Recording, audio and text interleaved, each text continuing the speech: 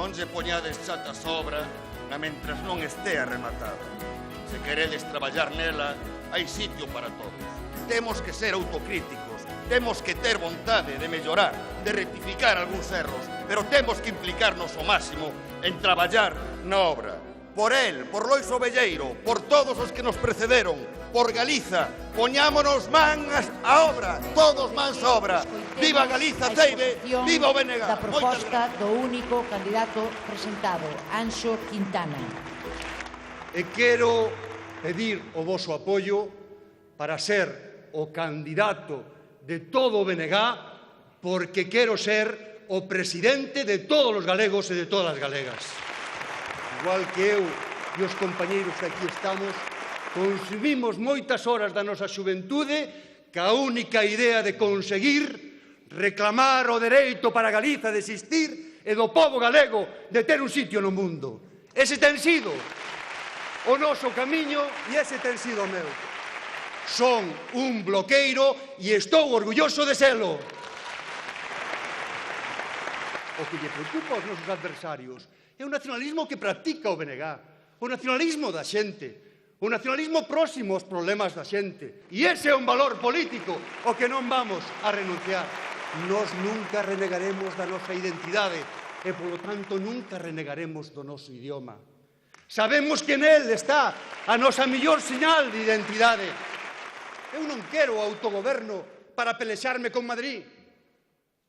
Eu que quero é o autogoberno para ter instrumentos de benestar para a sociedade galega. Quero autogoberno para o recoñecemento nacional do noso país. Quero autogoberno para que Galiza teña o seu lugar institucional como nación no Estado español, en Europa e no mundo. Para iso queremos o autogoberno.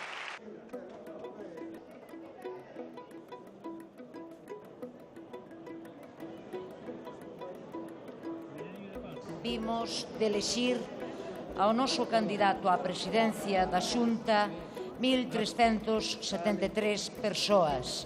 Destas, 1.314 votaron a favor do único candidato presentado. 38 votaron en contra, 18 votos en branco e 3 votos nulos. E hoxe hai milleiros de cidadáns que acreditan no que o BNG defende porque comproban na práctica que tiñamos razón. Hoxe, precisamente nestes días de crise, nestes días de incertidumes, hai moitos que miran asombrados a caída do sector inmobiliario.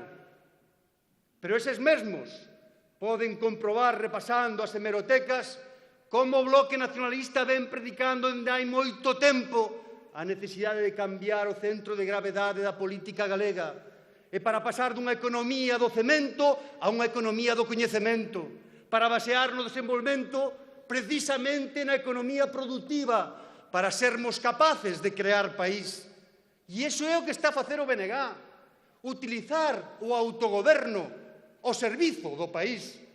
E os galegos e as galegas, antes de votar o próximo ano, teñen dereito a saber si todas as forzas políticas galegas están dispostas a que Galiza teña un estatuto de primeira, un estatuto de nación. E nós vamos a reclamar sen ninguna duda, porque temos proxecto e programa, e porque estamos dispostos a traballar para conseguilo. O Bloque Nacionalista Galego terá nas próximas eleccións o mellor resultado da súa historia. A traballar adiante sin medo. ¡Viva o BNG!